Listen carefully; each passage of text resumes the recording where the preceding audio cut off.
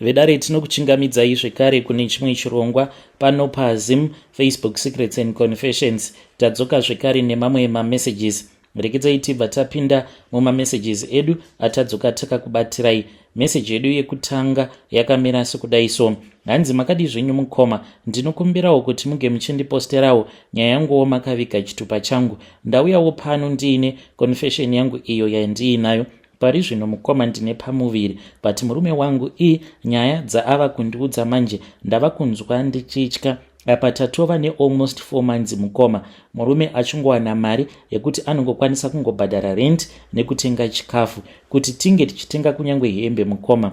Tiri kutotadza apa preparation iri kudiwa, saka akazogara neni pasi ndokubva achizondiudza chikonzero chiri kukonzeresa kuti tisakwanisa kubata mari, and iye akagara ati haadi mukadzi anoshanda. Saka ndirodawo kuti mhuri yeZimbabwe inge ichindibatsirawo ipapo. Nyaya yangu yakatangira apo patainge tichiri kuZimbabwe, apo pandakazosangana neuyo akazova murume wangu. Muone zvenyu, ndainge ndiine munhu wangu wandainge ndichifambidzana naye, but amai vangu vainge vakamuvenga sezvo ainge ari munhu aiita zvekudhiraivha makombi. Saka vainge vachiti vakomana vanoita zvekudhiraivha makombi matsotsi. Mukomana ndakabva ndachizomuramba mushure mekunge ndaona kuti it was far much better kuti ndinge ndichimuramba so that ndinge ndichizoramba ndichingowirirana naamai vangu, because she even reached a point whereby she was saying kuti I am going to disown you as my daughter, in which it is a very painful thing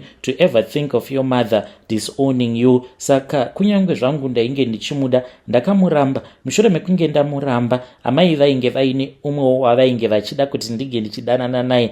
Mukoma chandakamurambira ndechekuti ainge achiri kuBible school, and pari zvino atova mufundisi. Mukoma ndinorwadziwa kana pose pandinoona mapost ake awo aanoisa paFacebook nemhuri yake, apa ava kufamba nemotikari yakanaka chaizvo. So at that time ainge atongoriwo munhu ainge achitomakisa kuti zvinge zvichinzi ndingadanana nemunhu akadaro. Akauya kwandiri mukoma, ndakati ndakatarisa bhutsu yake ndikati yowe, nai Mwari, inhamo yakaita sei yamafunga kuti munge muchizondipa iyi, because bhutsu yake yainge yakabhenda yakasungwa newaya. Mufunge zvenyu. Munhu ndichimubvunza kuti what were your future plans, akabva ati everything, I'm going to leave it in God's hand. Ndikati in God's hands, munhu achiri kusunga bhutsu newaya? Kwairo bhande raita kupisa tsitsi mukoma, kuita sekunge munhu akasunga bhurugwa nechisaga. Bhande, kupfeka bhande kusvika rasefeka. Apa munhu achikudza kuti I am going to leave everything in God's hands. Ndikati zviri nani kuti uyu ndige ndichimuramba, but ndakazomuramba zviya zvekumurwadzisa. By the time that my mom found out kuti ndo zvainge zvaitika, ndainge ndaramba mukwasha wavo wavainge vachida. Vakapopota vakatsamwa, but ndainge ndava kufambidzanawoka nemurume ainge achiziva zvaainge achida muupenyu, plus ainge ari dealer. Mukomana nashi from the time that I started dating him, kana situation yepadeni yakabva yaimprove, because ndaitoti ndikaenda kunomuona ndaitodzoka ndichiremerwa nemapaper bag, such that my mom even started encouraging me kuti ndige ndichienda ndichinomuona. But nekufamba kwenguva manje moms vakabva vazongojamuka vakabva vati uyu haaite. Mushure mekunge ndazouya naye pamba, pose apo mukoma pavaindikurudzira kuti ndige ndichinoona mukomana wangu, vainge vasati vamuziva, but vakangoti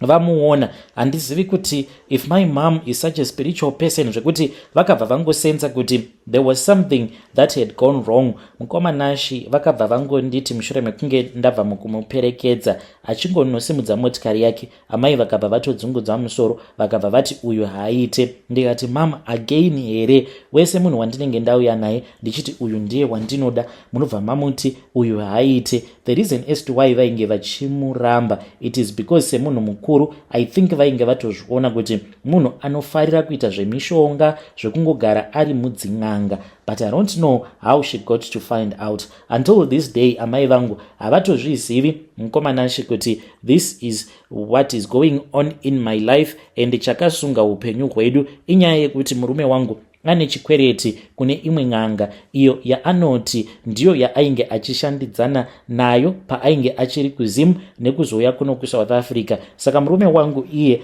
ainge achingoita yose mukoma. Kana pakanzi panenge paine dhiri naiyewo aiwanikwa aripo, saka aigara ari mudzin'anga dzakasiyana-siyana kuti ange achipiwa mishonga yekuti vanhu vange vachimutya, sezvo aiva munhu aigara achingorova madhiri. So aifamba aine mafuta akasiyana-siyana, mafuta emhuka dzimwe dzandisingatombozivi, hanzi vana sandawana aifamba nawo mafuta acho iwawo kuti ange achiita lake. Aiti kana achifamba zviya aitozvinzwa munyama dzake kuti kumberi uko kwaari kuenda hakuna kana kumbonaka. Aikwanisa kutomboburuka kana mukombi yaanenge ari, apa aine simbi dzinenge dzichipisa, obva atokudza kuti maimvana ngatiburukei. Saka ndakasvika pakutongojairira kuti murume wangu anonyumwa. Taikwanisa kungogara zvedu samwe until mapurisa aya anenge ari paroadblock vachizoenda, kana kuti roadblock painenge yava kusapisa tobva tatohaika.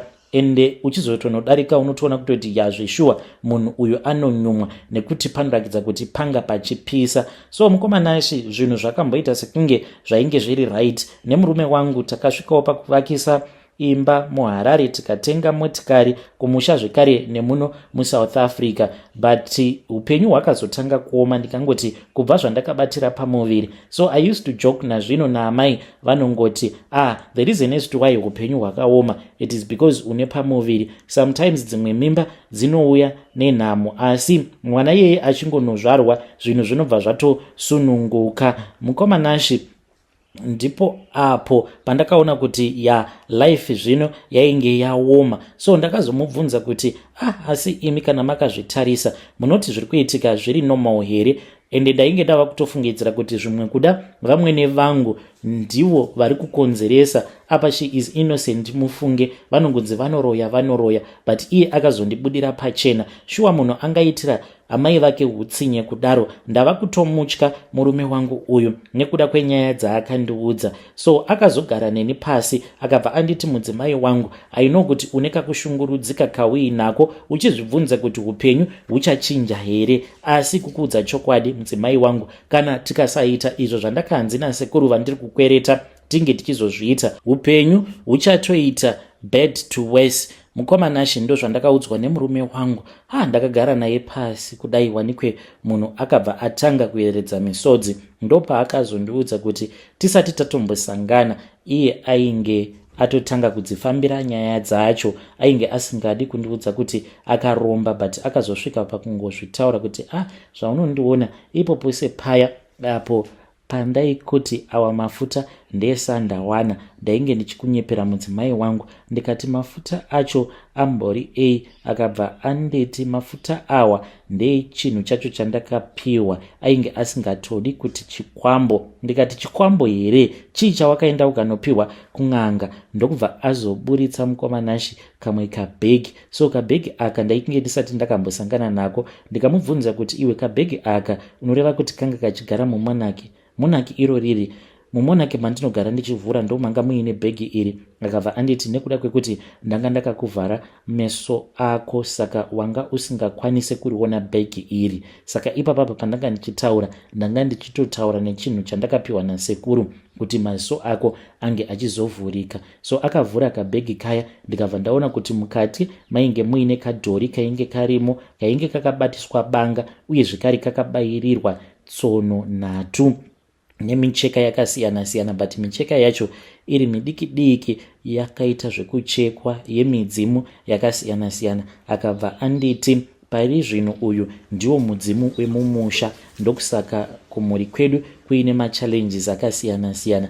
Ende akabva andirakidza apo paainge akanyora zita raamai vake. So ainge akanyora zita rake raamai vake sekuti Patience, not a real name. Pazasi pacho akabva ati, iwe Patience, kwose kuchafamba vana vako nehama dzemurume wako vanova vari baba vangu uye zvekare nehama dzako, kwose kwadzichafamba dzichienda dzichange dzichizongoudzwa kuti iwewe Peshi ndiwe muroyi uye zvekare ndiwe uri kuroya mhuri yose, ende wakaba machira asekuru vangu, machira emidzimu ndo auri kushandisa kuroya vana vako nehama dzemurume wako, uchivaroya kuburikidza nemidzimu yemumusha umo mawakawanikwa. Mukoma, ndakati ndichiverenga zvose zvainge zvakanyorwa ndakatanga kuburitsa misodzi ndichifunga kuti saka murume wangu ane utsinye kusvika palevhel rekuti anoenda onoromba. Mukuzonoromba kwake obva azoti amai vake an innocent woman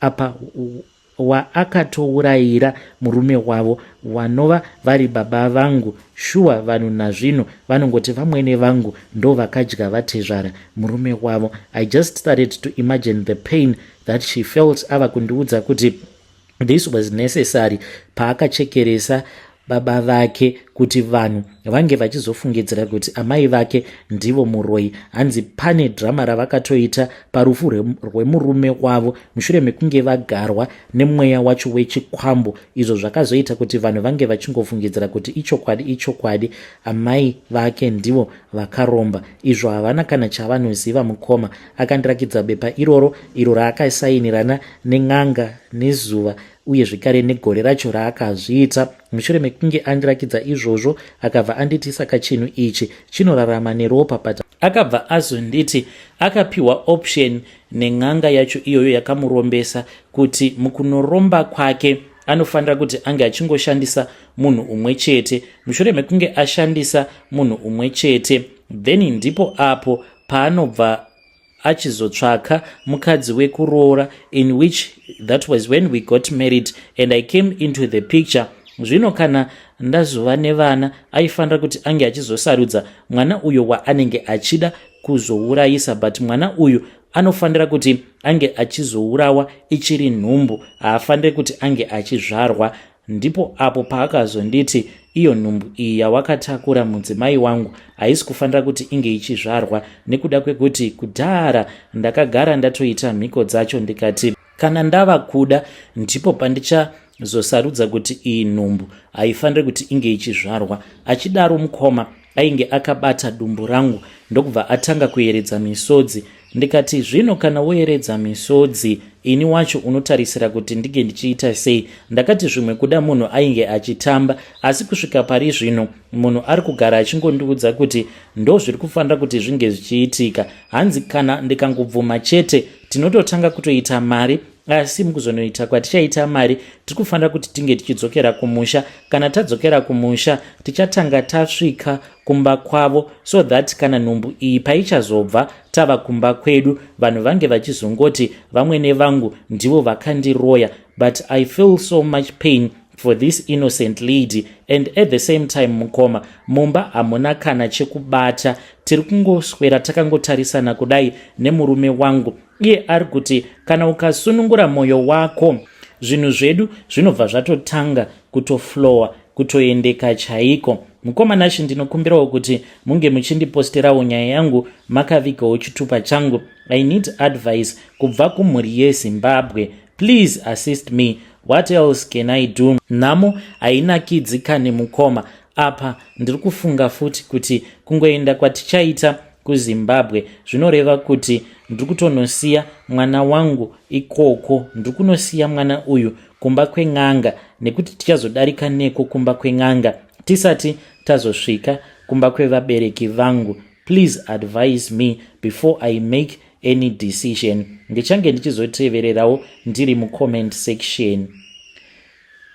Hey, vedare ndo message iyo yandakatumidzirwa ichibva kuna vahanzvadzi vedu. Zvakangoma hazvo vedu we, ngatizamei kuti tinge tichitaura navo vahanzvadzi vedu ava mucomment section. Hanzi handizivewo kuti ndoita sei, nekuda kwekuti mumba macho kana chekubata hamutomborina. Apa murume ari kundiudza kuti zvinhu zvedu kuti zvinge zvichiita right hunge hanzi takwanisa kuenda kuzimu tobva taenda kumba kwen'anga, but pachaitika kautsinye kekuti tichadarika nekumba kwavamwene, so that nhumbu iyi paichazobva then zvinobva zvazongonzi vamwene ndivo vazvikonzeresa.